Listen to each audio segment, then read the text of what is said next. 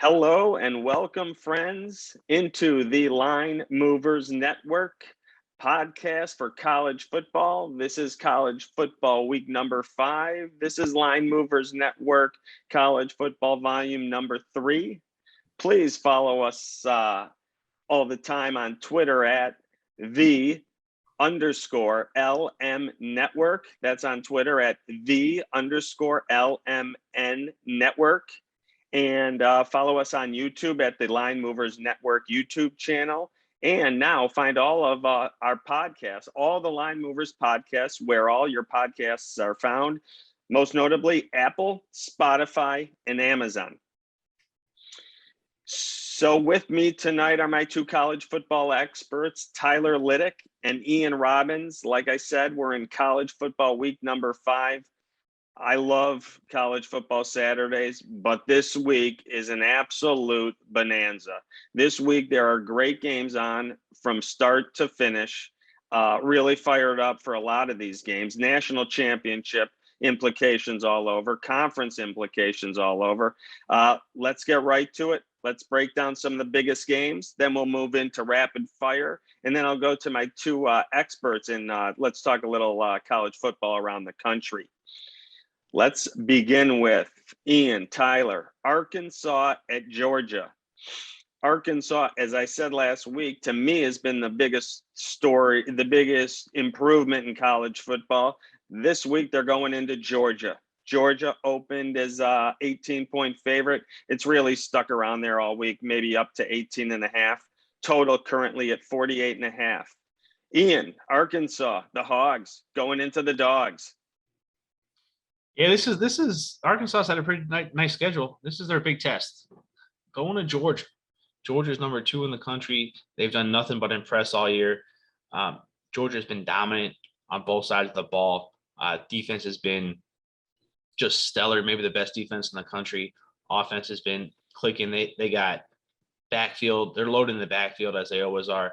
Running back Zamir White leading the backfield. JT Daniels is starting to make his Heisman push as a transfer in from USC, as he's taken over the reins now. They haven't really been tested since they faced Clemson week 1, but they've been rolling. They've been getting better. They're putting up points in the 50s, 60s, covering over-unders, but on their own. There's a big point spread for a small total. 18.5 points, 48.5 points on the total. That means the odds makers aren't really looking for Arkansas to score a lot of points on that team total. Giving a lot of respect to the Georgia defense. You know what? I give a lot of respect to Georgia's defense too. I think Georgia might be the best team in the country this year. I think this might be a special year for them, the way that they've been going. Arkansas has been a great story. Maybe the biggest surprise team in the country. Very impressive win last week over Texas A&M. Backing up that win over Texas. Certainly have some talent. Seem to be clicking a little bit on offense. But something tells me I think this might be a little wake-up call going into Georgia, going into Athens, Georgia for this test. Crowd's going to be fired up. It's going to be that afternoon game. I think Georgia could actually cover the spread and maybe even shut Arkansas out. Tyler, what do you see here? Yeah, so a couple of things I see here, and I think me and Ian are probably on different sides on our analysis here, only because the biggest gift Arkansas has is Sam Pittman, the old Georgia offensive line coach. And I think that's going to go ways in trying to figure out how to run the ball. Arkansas likes to run the ball, and I think they might be able to run the ball efficiently against Georgia. I do think Georgia has one of the best defenses in the country. I don't think Arkansas is going to be able to throw the ball with Jefferson. Don't think he's the quarterback that can throw the ball, as they're ranked the 10th SEC passing offense. So I'm not looking for Arkansas to throw the ball on Georgia. And Georgia does have the athletes to run the ball as well. It's going to be the biggest and the most physical team Arkansas has played so far this year, although Arkansas has the strongest resume so far this year. 2 top 25 wins, Texas and Texas A&M. Texas might have been struggling, made a quarterback switch. Texas A&M is clearly struggling. So This could be a wake-up call for Arkansas, but Arkansas, I think, has the benefit of this not being a night game in Athens. It's a noon game, so not everybody's going to be as rowdy as what you think they will be, in my opinion. And I think that they won't wake up until the second half. I think Arkansas will hang around, probably lose. I don't think this is going to be a high-scoring game. Probably going to be close to that 17-point spread, but I think they might lose by maybe 14. Awesome. Moving on, our next featured game Saturday will be Cincinnati Bearcats are going into South Bend to play the Notre Dame Fighting Irish. This is Cincinnati's, really, as crazy as this sounds, last chance versus a Power 5 conference member. I know they're an independent, but they get the credit of being a power school. So Cincinnati has got to win this game, I believe. You guys will let me know if they want that coveted seat at the playoff table come at the end of the season. Cincinnati opened a small favorite, even a pick even. Cincinnati's now been bought up to about 2.5. The total 50.5. Tyler, what do you got? Yeah, I mean, this line screams money coming in on Notre Dame. Opened up at Cincinnati getting a point. Now there's money coming in on Cincinnati. Sorry. I'm with the money right now. I think that Cincinnati should probably be maybe 4 or 5 point favorite. I think the only thing holding them back from that is probably the fact that it's in Notre Dame. Notre Dame impressed Vegas last week with their win over Wisconsin, although it was kind of a blowout at the end with those 2 pick sixes late. So take 14 off the board. They still win by 14. I don't know. I don't think Notre Dame is as good as their ranking. Cincinnati has a lot to prove. Again, we talked about this on the prior show. Cincinnati's back for revenge last year after that loss to Georgia in the Sugar Bowl. Luke Fickell has the guys in the right direction. I think their defense is fast. I think their defense is physical. And I think they're going to be the best team Notre Dame has played this year. And Desmond Ridder can throw the ball. He's got a first-round grade, so that helps them. And I think he'll be able to make Notre Dame's secondary have questions all day long. I think Cincinnati covers this game. Ian. Yeah, this is it for Cincinnati. This is their shot. This is the game they wanted. This is the game they've had circled. They've passed the test to this point so far. Sleepy or not, they know this is what they got to do if they want to get a chance with the big boys at the end of the year. And really, the opportunity is there. Oklahoma has struggled. Ohio State has a loss. The opportunity is there for Cincinnati to make that statement. Whether it's Notre Dame is a true top 10 team or just name brand alone, a win over Notre Dame will go a long way. When I look at the game, Cincinnati strength is that defense talent and that defensive backfield. They got NFL players in that defensive backfield. That is not your typical American Conference talent level in the backfield. And Notre Dame has playmakers. Michael Mayer is one of the best tight ends in the nation, no doubt. But I think Cincinnati could use that defensive backfield to be able to scheme with Luke Fickell as a great defensive background himself to kind of plan and prepare for those playmakers in Notre Dame's offense, shut them down, make a statement in South Bend, and come out with the victory. When I look at the line -2.5, where it's sitting right now, I don't think the line makers have any, or the odds makers have any reason to move it to 3, because I think you're going to get Notre Dame money on Saturday, regardless if it's 2.5 or 3. Notre Dame is a huge public team. They're going to get people betting on it. They're going to see Notre Dame as a home underdog. They're going to say, okay, let's take Notre Dame. Why are they getting points at home? Why are they getting points to the Cincinnati team at home? They're going to take the points. So there's really no reason to move it out to 3, which maybe the money is saying it should move out to 3 now. So I have no problem laying 2.5 with Cincinnati. This is it for them. And it's kind of fitting that Cincinnati gets their top 10 matchup, and we got sandwiched that we're going to talk about a top 10 matchup in the SEC and a top 12 matchup in the SEC. Again, kind of the under the radar top 10 matchup game, but they will certainly be in the headlines talked about if they come out with a win, and even better, a convincing win, which I think Tyler and I line up on this week. Ian set me up perfectly there. because next we're moving into the CBS afternoon SEC game of the week, which is going to give us Ole Miss in Alabama. Lane Kiffin and his boys. Lane Kiffin used to be the offensive coordinator in Alabama. Saban gave him that shot. He comes back versus his old head coach, Nick Saban. Nick Saban has a long line here of absolutely pouncing on his assistants. Ole Miss opened up as a 17.5-point underdog. It's been bought down. People are on Ole Miss here. They brought it down to 14.5. Alabama's currently a 14.5-point favorite at home. Total sitting at a big number of 80. Ian, what do you got? Ole Miss, Alabama. This is one of the most fun up and down games of the regular season last year. I think there was 120, 130 points in it or something. I don't remember the exact number, but it was a way up and down. This padded a lot of stats for Devonta Smith and Mac Jones as they went on to their Heisman finalists, and Devonta Smith winning the Heisman last year. But that's this I'm talking about this year. Lane Kiffin, I think, has circled this game from the time they lost it last year to now. Lane Kiffin is not shying away from the big moment. Ole Miss knows that this is their game. Matt Corral is at the top of the Heisman. Ole Miss quarterback Matt Corral is at the top of the Heisman odds boards. He knows that if he goes out and beats Alabama, he might become an even money favorite to win the Heisman. This is their shot. This is it. They've been talked about all year. Ole Miss maybe has a shot at Bama. Maybe this is Ole Miss's year. They've been putting up points like crazy, trying to get Nick Saban's attention here to say, hey, Coach Saban, we're putting up some points over here. We're over here. We got to give you a scare.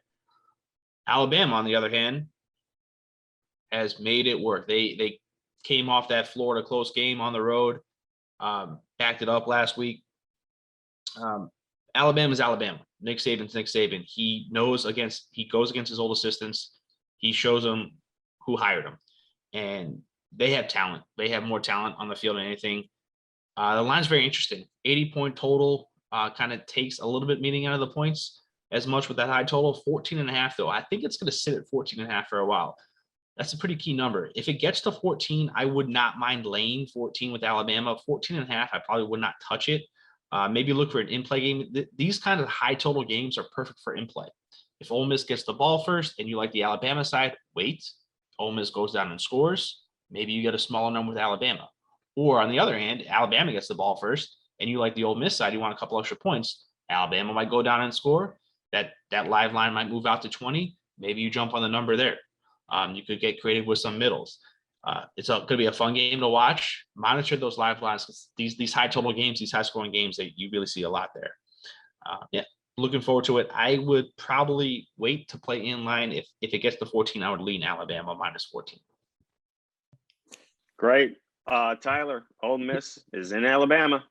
Yeah, Lane Kiffin versus Nick Saban. That's the way I see this matchup. Lane Kiffin's got this is like his Christmas, his Super Bowl. He wants nothing more than to beat Nick Saban, not out of disrespect or anything, but that's his, mentor. That's the guy that got him back on the map, took him under his wing. So the way I see it is this. Did they fix their defense last year? They allowed 730 some yards to Alabama, and Alabama could have only gained another 40 yards on offense in the entire game. It was not possible for Alabama to be more perfect last year, except for those 40 yards they missed out on. Okay, so with that being said, I do think Alabama's defense is worse than what it was last year. I think that their quarterback play is obviously not as good. Mac Jones, first-round talent. Devonta Smith, first-round talent. Waddle, running back. Najee Harris. So they have the talent to replace it, yes. Ole Miss was off all week last week, though, bye week. I think that gives them the time to prepare. Lane Kiffin is going to have at least 30, 40, 50 plays scripted in his pocket. The team's going to be ready to run them. They're going to run up tempo. Now, you have a bunch of young guys on the Alabama defense. Does that mean they're not good? No, they're great. They're 5-star recruits, but they could get tired quicker than what, your seniors will. So with them not being as deep and not having as many players as they had on defense last year, I think that Ole Miss can hang in this game for a good portion of the game. And that puts me away from Alabama on the first half. Alabama's covered 9 out of the last 9 first halves. I've been loving it. and I'm going to go the other way. I'm going to take Ole Miss in the first half in this game just because I think Kivin is fired up. I think he's going to have his team fired up. I think Matt Corral is going to come out attacking, and then I think Saban's going to have to make some big halftime adjustments. So with that being said, you can find me on the first half there, and I do think this game's going to go under because we're looking at an 80-point game. Last year they hit 111 though, 63-48. So 80 is still a big number. If you're going to play the over under, I would really wait till you get an in-game option on it and see how the game's going. They get a few quick scores. You get 28 points in the first quarter. You're probably going to see something in the hundreds again. I'd go on the under then. But for me, I'm looking at Ole Miss on the first half. I don't think Alabama can cover that one. Moving to Big 12 country, if you told me we were going to discuss this game as a feature game just a couple weeks ago, I probably wouldn't have believed you, but these two teams are off and rolling this year. The Baylor Bears are going into Oklahoma State. Both teams, like I said, are 4-0 and really have caught the nation's attention. Both have moved into the top 25 as of late, and the winner here is going to have a nice leg up in the Big 12 race. Baylor in Oklahoma State. Oklahoma State's about a 3.5 point favorite at home. Total 47.5. What do we see, Tyler? I see two teams that are on the resurgence. Baylor basically got blackballed, blackmailed, or whatever you want to call them, was blacklisted. We're about to not have a program from Art Briles and that whole catastrophe. They've definitely come a long way in a couple of years. They can thank the Carolina Panthers head coach for that, Matt Rule, I believe. He did wonders for that program. I do still see Baylor playing some pretty good defense. Matt Rule left his defensive stamp on the Big 12, and Baylor has kept it intact. With that being said, I think Oklahoma State is now playing defense as well. Under Joe Knowles, they've improved dramatically since 2019. They've gone from 6.4 yards a play to 4.5. That's about 1.55 yards a play. Their defense has improved. Everybody knows Oklahoma State used to play in shootouts, had some of the best wide receivers they've ever had, Des Bryant, Justin Blackmon. They've had some really talented wide receivers, quarterbacks that have been older, but Mike Gundy likes to throw the ball, and now they're playing some defense. So I see this game being pretty close. I don't think Baylor's very talented. I think they've had a scheduled benefit. Oklahoma State impressed me last week with the Kansas State win. They're always well coached. Kansas State is, and they always give a fight in the Big 12, no matter who they're playing.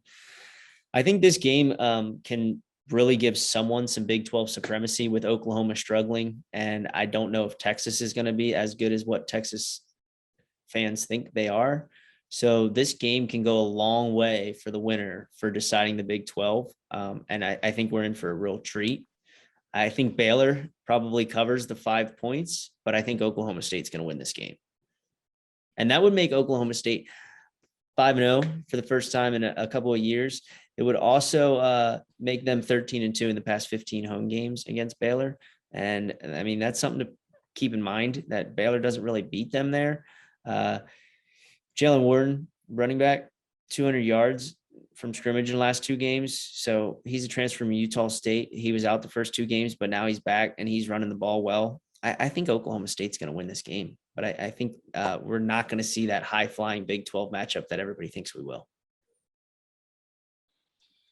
Yeah. Moving on. Oh, I'm sorry. Go ahead. Yeah, give a couple thoughts on that. It's funny. We talked about an SEC game with that total in the 80s, and now we're talking about a Big 12 game with a total in the 40s. A couple of years, a lot of things have changed. I'm going to agree with Tyler with a lot of those things. I think Oklahoma State's a team that gets better over the season. Mike Gundy has been there for a while. He understands. He's been a staple of Oklahoma State. Baylor had a great win last week at Iowa State. I think if you look at the box score, they scored 31 points. And that might have been misleading. They only had about 280 yards total in that game. Had a kickoff return for a touchdown, got out to an early lead, and were able to just hang on at the end. Oklahoma State's been getting better. They had that win on the road at Boise State on Friday night, backed it up with a win at home against Kansas State. You mentioned the running back coming back. That's been a big jolt to the offense. Spencer Sanders, the quarterback, has been getting better. I do like Oklahoma State to cover the spread. I do think they'll be able to kind of establish their offense, especially in the fourth quarter, and maybe pull away from Baylor in that fourth quarter. Great. One of the best parts of the College Football Line Mover Network podcast is our rapid fire selection. I will set up the games for my guys, Tyler and Ian, and they will give us their quick rapid picks and feelings on the game. Let's start in Big Ten country. Michigan barely surviving last week. Rutgers at home goes to Madison to play the Badgers. Badgers fresh off the shellacking against Notre Dame in Chicago last week. Interesting number here when it came out, caught my eye. Wisconsin's about a 2-point favorite at home, total of 43.5. Let's go to Tyler first on this one. Yeah. Wisconsin really let me down last week. I did not think Notre Dame would beat them. Notre Dame did beat them. You can give me Michigan. I don't think Wisconsin's any good, and I think Michigan's the better team here. Vegas still loves Wisconsin, has them ranked 26 in their rankings. I do not like Wisconsin. I've seen enough of Wisconsin. I've seen enough of Graham Mertz. You can give me Michigan here. I'll take Michigan. Ian. Yeah, agree. I've seen enough of Wisconsin. I don't know what they've done to warrant being a favorite in this game. I think Michigan got that quick early lead against Rutgers and kind of took their foot off the gas, having an eye look ahead at Wisconsin. This is their game. This is their big game. Big first test, make a statement in the Big Ten. I like Michigan. Moving out west to the Pac-12. The Pac-12's probably only hope for the playoffs rests on the Oregon Ducks' shoulders. They go into Stanford this week. Not much moving on this line at all. The Ducks, 8-point favorite, total of 58. What do we have here, Ian? I'm not a big fan of Stanford this year. I've been against them a lot of weeks. I am a fan of Oregon. I like Oregon to win by 2 scores. I'm going to lay the points to Oregon. Team Oregon. Tyler? I see this game actually getting out of hand for Stanford. I don't think Stanford's very good. UCLA beat them last week, and we were on UCLA, and the line movers were on UCLA. I think Oregon's a very good team. I think they run the ball well, come at you with a lot of different angles. The quarterback can, move the ball, move the pocket. Obviously, they've always, ran the ball well, but I think they're the more talented team, and I think they proved that when they went into Ohio State and won that game in Columbus. And I don't think Stanford's anywhere close to in their league, and I think Oregon can win this game by 2 scores or more. So I would definitely take Oregon -8 here. And I think that line will be bigger come Saturday. Big Ten country. Indiana invades Happy Valley and the Penn State Nittany Lions. Penn State sitting at 4-0 and 4 in the country. Is Penn State for real, Tyler? Yes, I think Penn State's defense is 100% for real. Haven't not allowed a passing touchdown this season yet. Their defensive backs have not. So I think that they could get caught here in a look ahead spot. I think they can get out to a big lead against Indiana, and then, kind of take their foot off the gas like we've seen West Virginia do against that Virginia Tech game. I think we might have seen Michigan do that last week against Rutgers, and that's what ended up that game being close. I think Michigan came out in the second half thinking they had the game in the bag, ended up closer than what it was. I'm hoping Penn State doesn't, I'll be in attendance. It's another night game. I go to the night games, love the night games, love the atmosphere. I think Indiana has a chance of covering the spread. I don't really have a play on this game yet. Probably might be a first half play for me, if anything, but I think that Penn State's going to win this game, and it's going to set up a big matchup next week in Iowa. I just think that A, they could take their foot off the gas, or B, they might be looking ahead. But keep in mind, Penn State does owe Indiana one for that phantom touchdown call a couple of years ago in Indiana, where Penix did not get the ball in the end zone. So let's keep that in mind, everyone. Yeah, that was Ian. last year, that Indiana game. Yes, So I it think Penn was. State, I think Penn State has that one in the back of their heads. I think Penn State's the best team in the Big Ten. I think it's a total mismatch. Indiana is not as good as they were last year. Penn State is not as bad as they were last year. It's a complete flip, actually. I totally agree with that first half call. Love that first half call. Actually, Penn State's going to get on them fast, kind of show them who the real boss is in this matchup. Great stuff. I just on that game real quickly, I failed to mention there was a little line movement in this game. Penn State opened as about a 9-point favorite, up currently about 3 ticks, a whole field goal to now 12-point favorites. And the other big part of this game is we do not have a whiteout in Happy Valley. From what I understand, Saturday we have a strip out. Yeah. Meaning every other section we're going blue, white, Tyler. Yeah, blue, white. Anything Indiana is not, no red in that in the stands. You might see them up top in the top right hand corner if they show you the blimp overview, but yeah. Those would be the traveling Hoosiers up in that corner. Yeah, the bad guys. Oh, Arizona State is going to UCLA. UCLA and Arizona State come in perfect in Pac-10 play. Arizona State opened as about a 3.5-point underdog. It has stayed right around there all week. Ian, UCLA, ASU in LA. UCLA is a 3.5-point favorite. What do we got? I'm a believer in UCLA this year. I think Chip Kelly found something this year. Found something with their defense. Found something with the way they're calling offense. Matchup of 2 former NFL head coaches. But I think I'm a believer in UCLA. I like them. I think they're going to win. I think they're going to cover the spread. Tyler. I am a believer in UCLA as well. I think they'll cover the spread. I don't think Arizona State can score enough points on offense to keep up with UCLA. I like UCLA's quarterback, and I like the depth on the UCLA's team. They returned a lot of players under Chip Kelly. I think it was 44 scholarship players. I just think that they had a lot of freshmen and sophomores last year, and Chip Kelly knows how to build a team, and I think he's getting what he wants out in the Pac-12. And I think UCLA is going to win this game and cover. Really good. This weekend is too big to end the podcast right here. Remember, please follow us along at the Line Movers Network on Twitter at _LMN Network. Our YouTube channel, Line Movers Network YouTube channel, and all of our work is now in podcast form. And find us in Apple, Spotify, and Amazon spots where you find all your podcast needs. Ian, let me ask you this: we got monster games all over the board. We've talked about some. This you can bring to anywhere you want. Which team in the country this weekend has the most to gain? I think, to me, the most to gain is easily Cincinnati. They want their statement win. They want to be recognized in the country as a legitimate playoff contender. They got to go to Notre Dame. They got to beat them. They got to beat them well. If Cincinnati does what they need to do, goes on the road to Notre Dame, they will be in that top 5 contention with some weak teams outside the top 2. So to me, it's easy. Cincinnati has the most to gain this weekend. Tyler. Yeah, which team has the most to gain?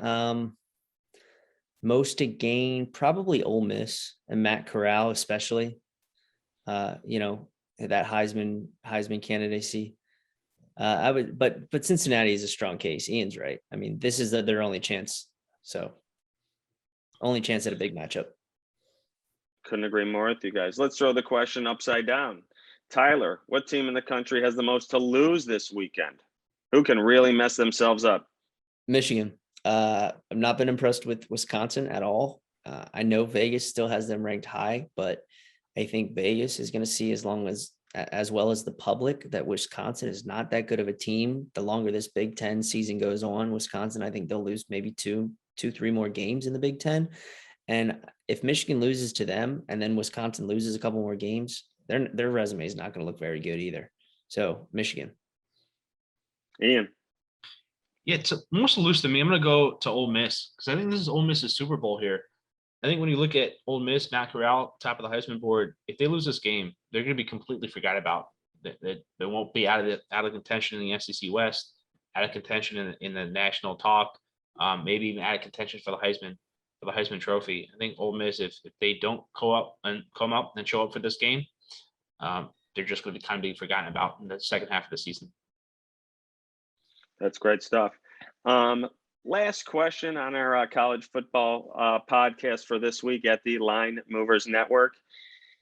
Ian, let's say Bama is number one in the country, and we'll all agree with that, although I think they're beatable this year if the opponents play the game they can. But let's say Alabama's one in the country.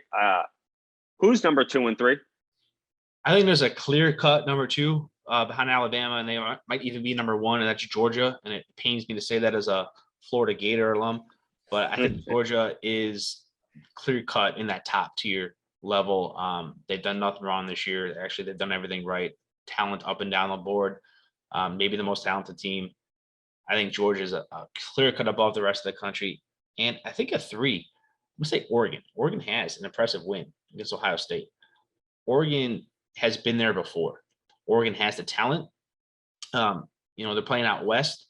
I think Oregon is. We haven't seen much out of Oklahoma. Cincinnati is still a question mark. I think Oregon is the 3rd best team in the country right now. Tyler, slot Bama in at 1. Who's 2 and 3? Yeah, I think Georgia's definitely 2. They got the win over Clemson. Might probably have another win this week over a top 10 team. That'll be 2. Although I don't think Clemson deserves to be considered one of the best teams in the nation this year. At 2, Alabama, Georgia. 3, I'm going to have to go with what I've seen from Penn State so far. I mean, they've got a really, really physical defense, and I'm not being a homer. Like I said, I'm a Hurricanes fan, and that's a very bad football team down in Miami this year. But in Happy Valley, they've got a very, very good defense, and defense can go a long way in college football. Okay.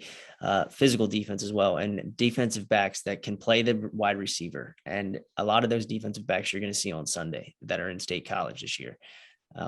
They're all returned from last year as well. So I think you see Penn State in the top 4 as well. But I do believe Oregon is top 4 material. So I think those are my top 4 teams right now. And 3, 4, does it really matter? They're both going to play an SEC team. You know what I mean? Anyway, you slice it. It's just who probably right. Guys, this has been great. Thank you once again to both my college football experts, Tyler Liddick, Ian Robbins.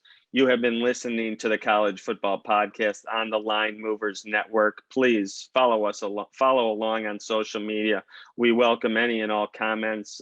Tell us what you want to hear. Tell us what you want to talk about, what games you want to break down. We are here to help. Again, Twitter at @the_LM Network, on our YouTube channel at the Line Movers Network, and wherever you get all your podcasts, specifically Apple, Spotify, and Amazon. Thank you for joining us. We appreciate it. Thanks, guys. Thank you.